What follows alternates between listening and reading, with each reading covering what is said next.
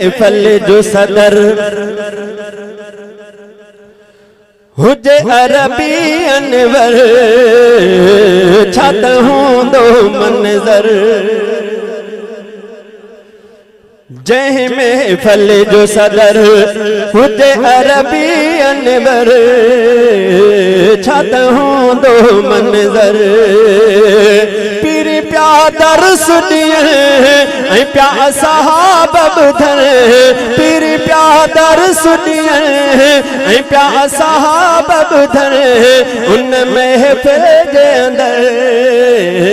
छत हूं दो को असर जह में फल जो सदर हुजे अरबी अनवर छत हूं दो मंजर जह में फल जो सदर जिए फलकन खां परे लहे कुरान मिठो मुझो महबूब वरी दस दिन के पियो सजो हम जो महबूब वरी दस दिन के पियो सजो बुधिया साहब मिठा बुधिया साहब मिठा वरी लिखंदा हूंदा हर कुर्बानी अखर छत हूंदो मंजर जंहिं में फल जो सदर हुजे अरबी अनवर छत हूंदो मंजर जंहिं में फल जो सदर चंड चोॾींहं गजते परे चांडाण करे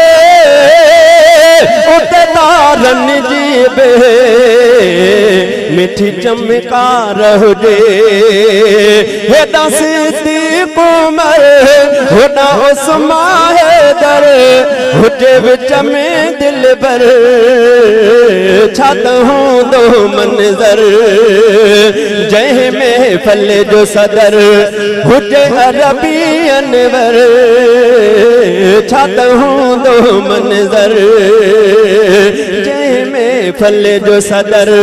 हुजे अरबी अनवर छत हूंदो मंजर जिते उस्ताद अदा हुजे महबूब खुदा उते शागिर्द हुजन सब असहाब मिठा हाँ उते शागिर्द हुजन सब असहाब मिठा उन असहाब सुफा जाद छा जलवा उन हंद उन पर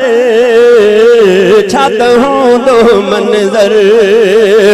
जंहिं में फल जो सदर हुजे अरबी अनवर छत हूंदो मंजर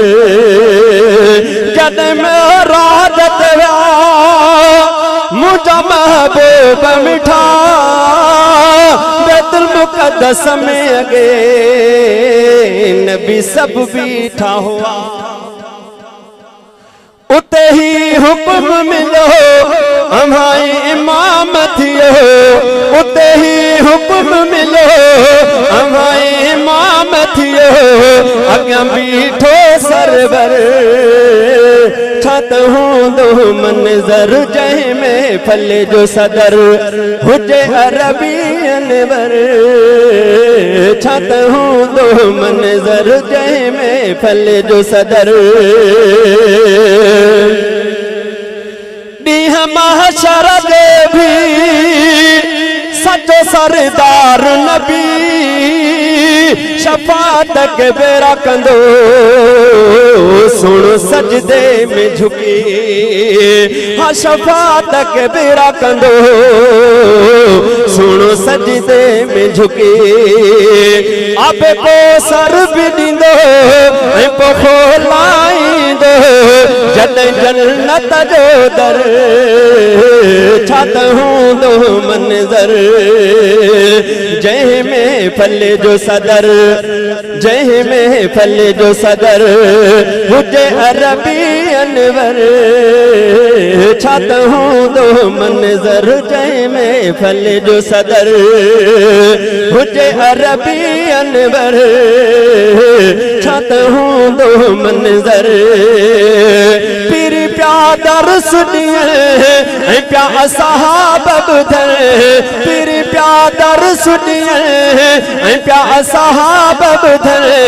उन महफिल जे अंदर छत हूँ दो मंजर, जय महफल जो सदर। अदा शहजादा मां पीरी सो निंड्र में दिसा, निंड्र घंटन जी हुजे पयो दीदार कया, हाँ निंड्र घंटन जी हुजे पयो दीदार कया। मिठी उन निंड्रांदर शल दिल जादे बर, मिठी उन निंड्रांदर शल दिल जादे बर, मोड़े कन मुर की नजर, छत हूँ दो मंजर, जय महफल जो सदर हुजे अरबी अनवर, छत हूँ दो मंजर, जय महफल जो सदर हुजे अरबी अनवर, छत हूँ दो मंजर, जय महफल जो सदर।